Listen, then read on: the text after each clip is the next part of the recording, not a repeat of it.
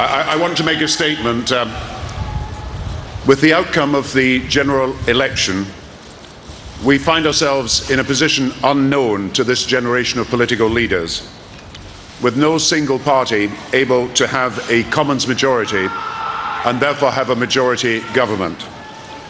I've therefore felt that I should give you, through you, the country, my assessment of where we are. I do so as Prime Minister with a constitutional duty to seek to resolve the situation for the good of the country, not as the leader of the Labour Party less than a day after the election. What we have seen are no ordinary election results. People have been talking for some time, inside and outside government, about the possibility of a hung parliament. That possibility has now become very real and pressing.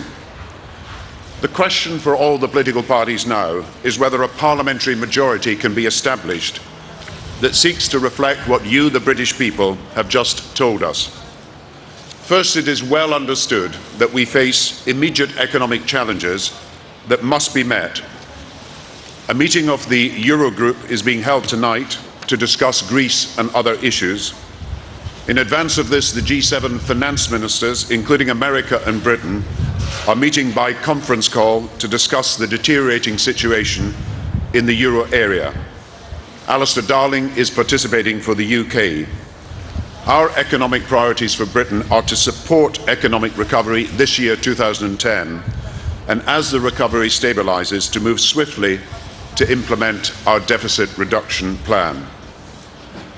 On the critical question on the formation of a government which can command a parliamentary majority, I have, of course, seen the statements of other party leaders.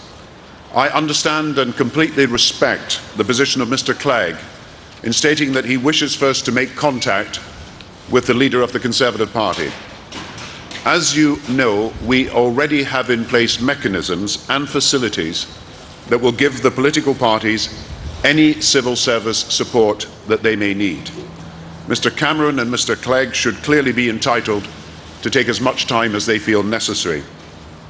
For my part, I should make clear that I would be willing to see any of the party leaders. Clearly, should the discussions between Mr. Cameron and Mr. Clegg come to nothing, then I would, of course, be prepared to discuss with Mr. Clegg the areas where there may be some measure of agreement between our two parties. There are two areas in particular where such discussion would be likely to focus.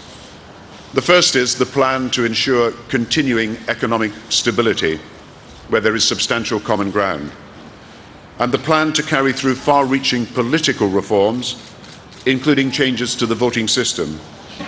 Both of us have made clear our commitment to this in our manifestos, and the electorate has sent us a very strong message which must be heard. My view is clear. There needs to be immediate legislation on this to begin to restore the public trust in politics and to improve Parliament's standing and reputation. A fairer voting system is central, and I believe that you, the British people, should be able to decide in a referendum what the system should be. What all of us need to be mindful of is the imperative for a strong and stable government, and for that to be formed, with the authority to tackle the challenges ahead, and one which can command support in Parliament. It is with this in mind that all of us should be facing the times ahead. I understand, as I know my fellow party leaders do, that people do not like the uncertainty or want it to be prolonged. We live, however, in a parliamentary democracy.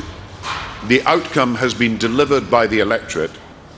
It is our responsibility now to make it work for the national good. I am sure that you will understand that this is all that I have to say at this stage today. Thank you all very much.